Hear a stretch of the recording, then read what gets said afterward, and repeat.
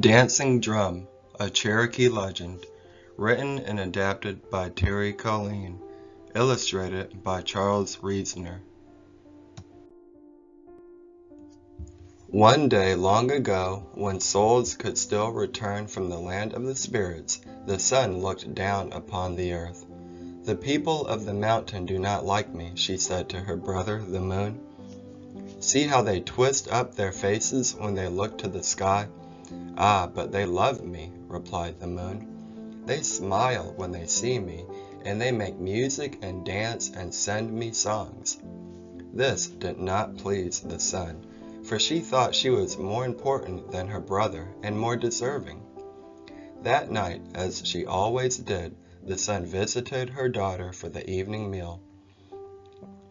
"How can the people love my brother and not me?" she asked. "I will show them it is unwise to offend me."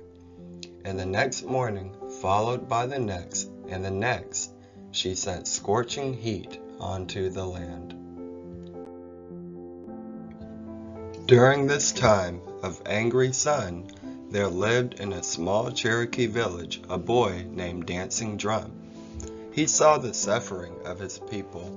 The crops no longer flourished, the children no longer laughed, the old women no longer gossiped, and the river Longman was drying up. Soon there would be no water even for drinking. Dancing Drum went to the shaman and asked, "Why is grandmother's sun burning the land and the people? How can we make her stop?"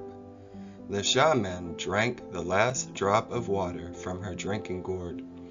"I do not know," she said, "but in a dream a woodpecker came to me and told me to go to the little men in the wood. Alas, I have grown too weak to travel. You are young and strong. It is up to you to go." Honored to be chosen for such an important mission, Dancing Drum followed the shaman's directions and soon found the little men in the wood. "How can we make grandmother's sun stop burning the people?" he asked them. "You must go to the land of the sky people and kill the sun before she destroys us all," they said.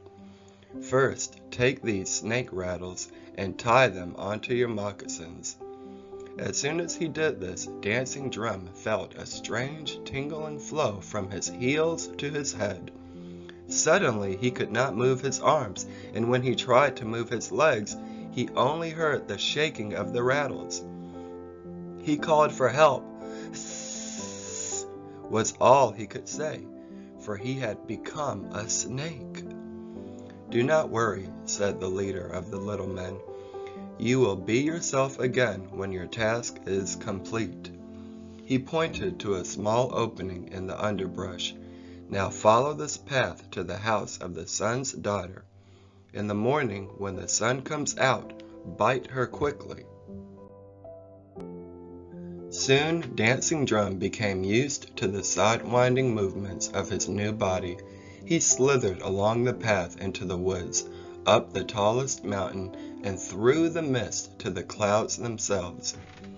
At last he came upon a large domed house made of mud and cane. It was the house of the sun's daughter. Since it was near dawn, Dancing Drum hid behind the clay pots stacked outside the door. "I'll catch the sun as she comes out," he thought. But when the door opened, he rushed by him so quickly he didn't even have time to strike. He would have to be more alert next time. He slept throughout the day, and as twilight approached, Dancing Drum was ready. This time, when the sun drew near, he tensed to spring at her. But at the last instant, he turned away, blinded for a moment by her brilliance. "I must try again," he vowed, "and this time I will not miss." Through the night he waited. As soon as he heard stirrings from inside the house, he slithered to the door and closed his eyes. "Forgive me, grandmother's son," he hissed. A moment later the door opened and Dancing Drum struck. He felt his fangs sink deep into her ankle. But when he looked, he saw that it was not the sun, but her daughter who lay dead on the ground. Just then Dancing Drum shed his scaly skin. He was a boy once more, with the sun's wail filling the air. He ran from the land of the sky people. Over the clouds he went, through the mist, and down the tallest mountain.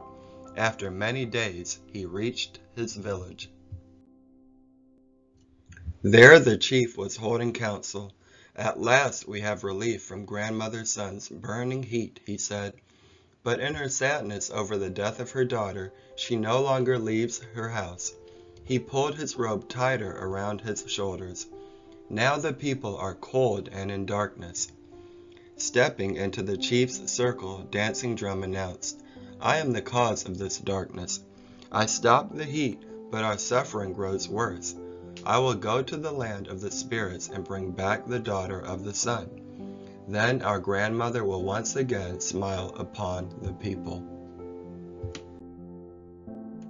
Once more, Dancing Drum consulted the shaman. Take 6 others with you, she advised, in a large basket. You will find the daughter of the sun dancing with a ghost in Tashini. Each of you must touch her with a sourwood rod. When she falls to the ground, put her into the basket and secure the lid. Then bring her back here. This we shall do, answered Dancing Drum. He chose 6 of the swiftest stickball players in the village.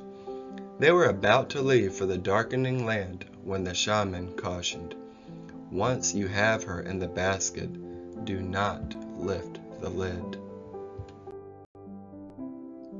For days the runners followed the path to the land of the spirits. At the end of the 7th day they heard drums and chanting. Then they saw the ghosts circling around a low fire. The daughter of the sun danced in the outer ring, heel toe, heel toe. From their hiding place in the shrubs, Dancing Drum and his companions took turns reaching out with their sourwood rods. Each time the daughter of the sun passed, one of them touched her. Dancing Drum's rod was the 7th. As it brushed her, she collapsed. The ghosts seemed not to notice, so the boys hastily picked her up, put her into their basket, and secured the lid tightly. After a time, the daughter of the sun started moving around the basket. Let me out, she called to the runners. I must eat. At first, the 7 ignored her. Then she called, Let me out, I must have water. Again, her plea went unanswered. When they were almost to the village, the basket started to shake. Let me out, called the daughter of the sun. This time her voice sounded strangled. I cannot breathe, she croaked. Dancing Drum was afraid she might die again, so he opened the lid a tiny crack. Suddenly, a flapping sound came from inside the basket, and a flash of red flew past, followed by the whoosh, whoosh, whoosh cry of a redbird. Not sure what had happened, Dancing Drum quickly refastened the lid and hurried with his companions back to the village.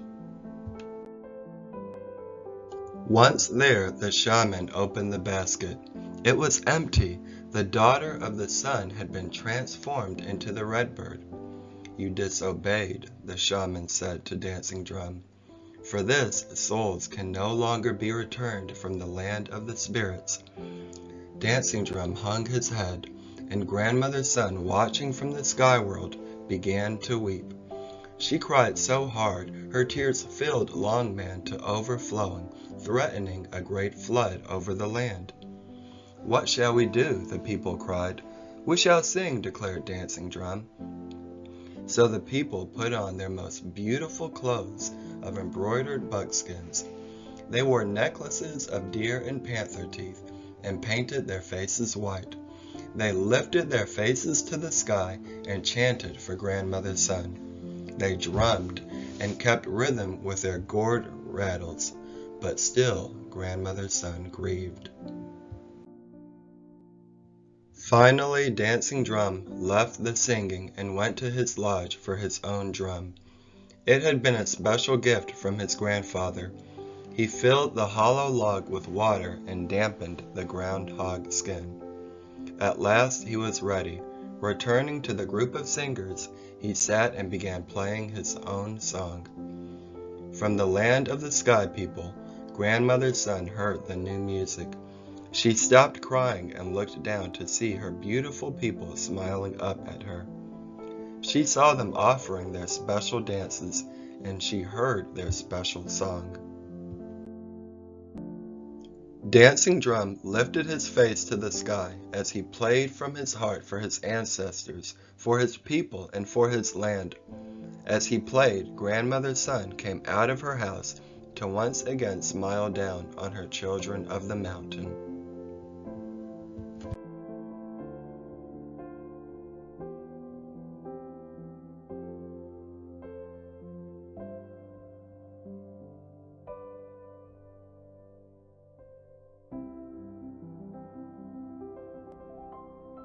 The narration and production of this video was produced by Johnny Bell Books.